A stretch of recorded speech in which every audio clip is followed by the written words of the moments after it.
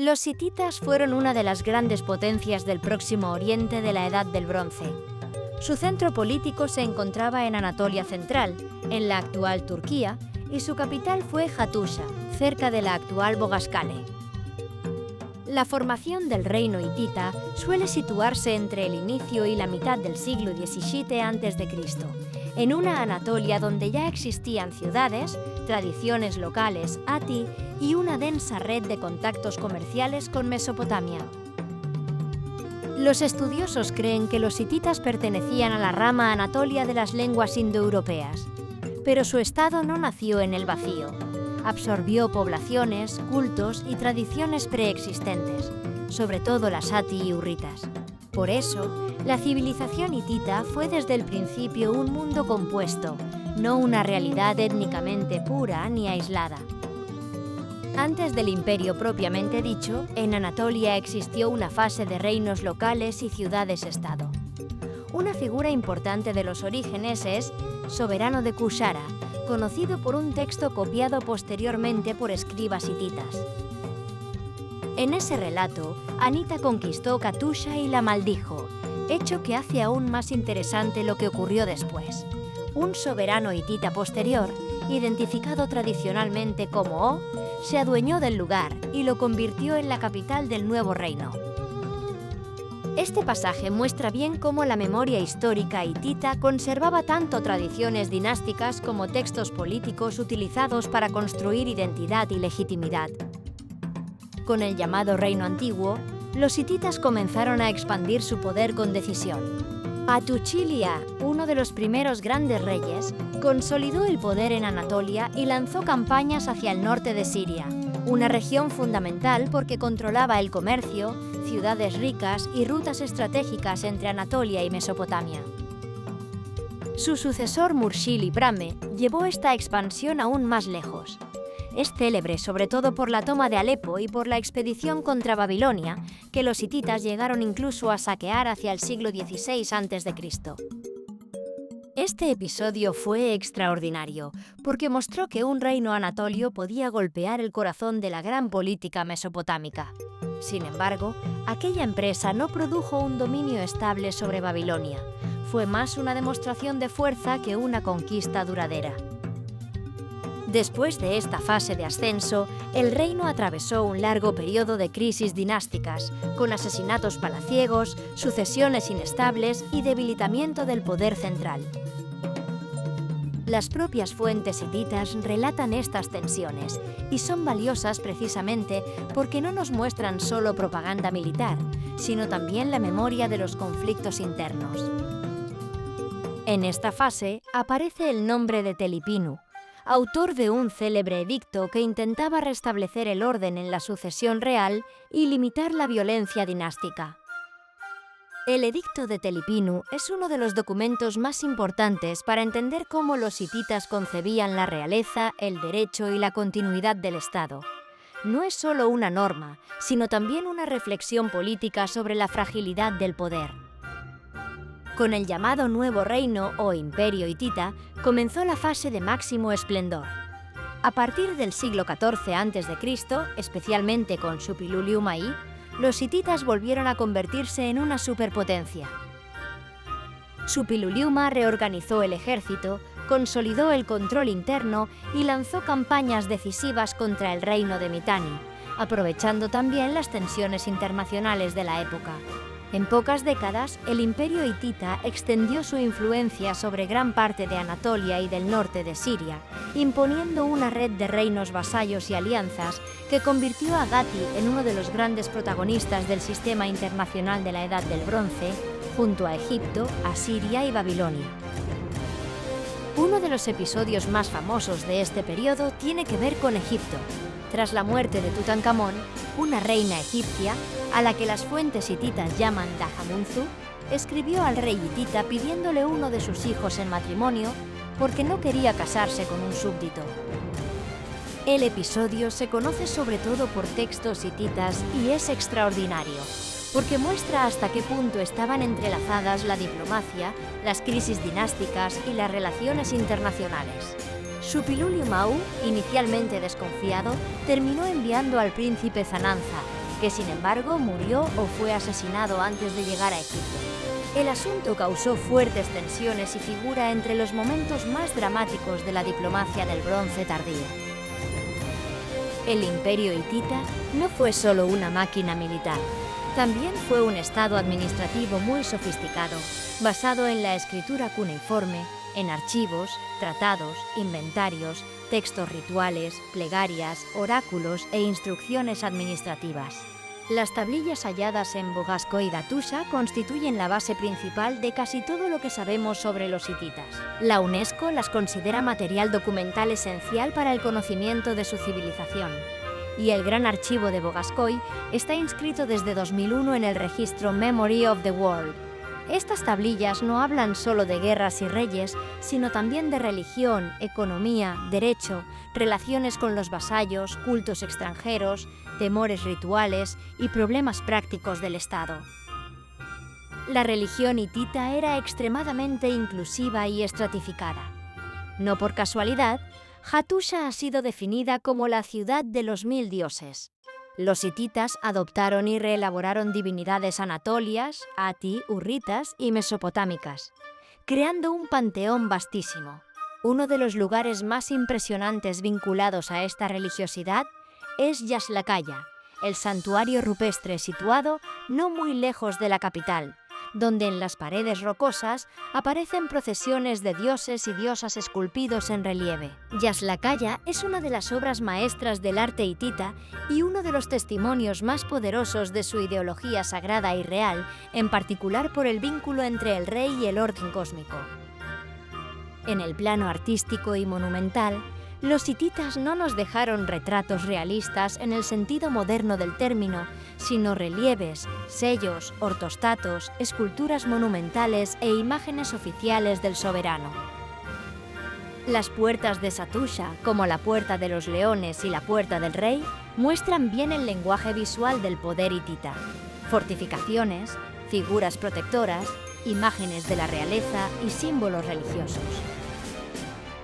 También el gran urbanismo de la capital habla de su nivel organizativo. Murallas imponentes, templos, barrios altos y bajos, espacios ceremoniales y entradas monumentales. La UNESCO subraya precisamente la relevancia de Hattusha por su organización urbana, su arquitectura y los restos monumentales conservados. Uno de los momentos más célebres de la historia hitita es el enfrentamiento con el Egipto de Ramsés II en la batalla de Kadesh, librada hacia 1274 a.C. contra el rey hitita Muwatalli II. La batalla se hizo famosa sobre todo gracias a la propaganda egipcia, que la presentó como un triunfo personal del faraón, pero hoy los historiadores la interpretan con mucha más prudencia. El resultado fue probablemente indeciso en el plano táctico, mientras que en el plano estratégico, los hititas mantuvieron una fuerte influencia en Siria. Más importante que la batalla fue lo que vino después. Algunos años más tarde, Egipto y Yati concluyeron un tratado de paz, conocido como Tratado de Kadesh o Tratado Eterno, que es uno de los tratados de paz completos más antiguos conservados. Su importancia es enorme para la historia del derecho internacional y de la diplomacia. Los tratados hititas son una fuente extraordinaria también más allá de Kadesh. Sabemos, por ejemplo, del tratado entre Muwatalli II y Alaksandu de Wilusha, conservado en fragmentos y muy importante también, porque Wilusha suele relacionarse, con cautela, con la Troya de las fuentes griegas.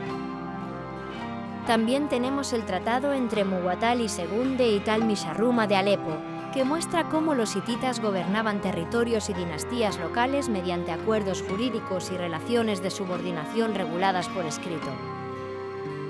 Esta red de textos revela un imperio que se sostenía no solo en la guerra, sino también en la documentación, en los juramentos ante los dioses y en la memoria administrativa.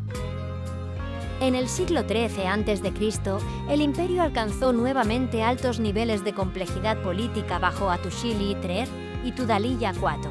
A este periodo pertenece también la célebre tablilla de bronce, hallada en Bogascoy en 1986, un documento excepcional porque los textos hititas suelen estar escritos sobre arcilla. La tablilla registra un tratado entre Tudyaliya-Cuato y Kurunta de Taruntasha y es fundamental para comprender la geografía política, las relaciones entre ramas dinásticas y las tensiones internas de la última fase imperial.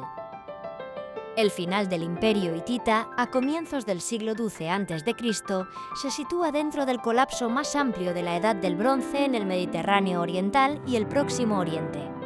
No existe una causa única universalmente aceptada. Los estudiosos señalan un conjunto de factores: conflictos internos, presiones externas, dificultades de abastecimiento, ruptura de las redes comerciales, crisis regionales, cambios climáticos e inestabilidad general que golpeó a muchos de los grandes estados de la época. Hattusha fue abandonada y el Gran Reino Central desapareció como potencia unitaria. Sin embargo, los hititas no desaparecieron en la nada. En Siria y en el sudeste de Anatolia sobrevivieron reinos neo-hititas o siro-anatolios, que conservaron durante siglos elementos culturales, dinásticos y religiosos hititas. Durante mucho tiempo, tras su desaparición política, los hititas fueron casi olvidados. Su redescubrimiento moderno es una de las historias más fascinantes de la arqueología del Próximo Oriente. El verdadero punto de inflexión llegó con las excavaciones sistemáticas en Bogasco, iniciadas en 1906 por Hugo Winkler y Theodore Macready. Aquellas campañas sacaron a la luz miles de fragmentos de tablillas cuneiformes y permitieron identificar el sitio con la antigua Hattusha, la capital de los hititas. Desde entonces, el sitio ha sido objeto de investigaciones casi continuas, con grandes misiones arqueológicas que han transformado radicalmente nuestro conocimiento del mundo hitita. Otro hito decisivo fue el desciframiento de la lengua hitita. En 1917, Bedřich Hrozný publicó el trabajo que demostró el carácter indoeuropeo del hitita, abriendo una nueva era en los estudios del Próximo Oriente Antiguo. Gracias a este desciframiento, los historiadores pudieron por fin leer no solo nombres y fórmulas diplomáticas, sino corpus enteros de leyes, rituales, anales, plegarias, tratados y textos administrativos. Hoy el hitita es reconocido como la lengua indoeuropea más antigua ampliamente atestiguada. Las campañas arqueológicas en Bogasco y Hattusha continúan desde hace más de un siglo, y los nuevos hallazgos no se refieren solo a edificios u objetos, sino también al paisaje lingüístico y cultural del imperio. En 2023, por ejemplo, una nueva lengua indoeuropea hasta entonces desconocida fue identificada en un texto ritual hallado en Hattusha, la llamada lengua de Kalasma. Este descubrimiento es importante no solo para la lingüística, sino también porque confirma hasta qué punto el archivo hitita era un contenedor extraordinario de tradiciones regionales, traducciones, rituales y culturas diversas integradas por la administración imperial. Algunos objetos encontrados durante las excavaciones de comienzos del siglo XX acabaron fuera de Turquía, y en tiempos recientes ha habido casos de restitución o repatriación, como el de la Esfinge de Bogascoy. Esto muestra que la historia de los hititas no se refiere solo al segundo milenio ante Riste, sino también a la manera en que la arqueología, los museos y los estados modernos gestionan el patrimonio antiguo. Hoy, el Museo de Bogascoy expone modelos, relieves, inscripciones y hallazgos que ayudan a reconstruir la vida religiosa, militar y administrativa de la civilización hitita. Si observamos en conjunto la historia hitita, vemos una civilización que fue al mismo tiempo guerrera, diplomática, archivística y profundamente religiosa. Los hititas supieron construir un estado imperial capaz de tratar con Egipto, Babilonia, Asiria y Mitanni desde una posición de fuerza. Supieron organizar una capital monumental en el corazón de Anatolia. Supieron convertir la escritura en un instrumento de gobierno y memoria. Y supieron absorber culturas diferentes en lugar de borrarlas por completo. Su historia va desde las raíces anatolias de comienzos del segundo milenio ante Chese hasta el colapso de la Edad del Bronce. pero su legado sobrevivió en los reinos neohititas, en los documentos diplomáticos, en los santuarios rupestres, en los relieves monumentales y, sobre todo, en las miles de tablillas que siguen devolviéndonos su voz.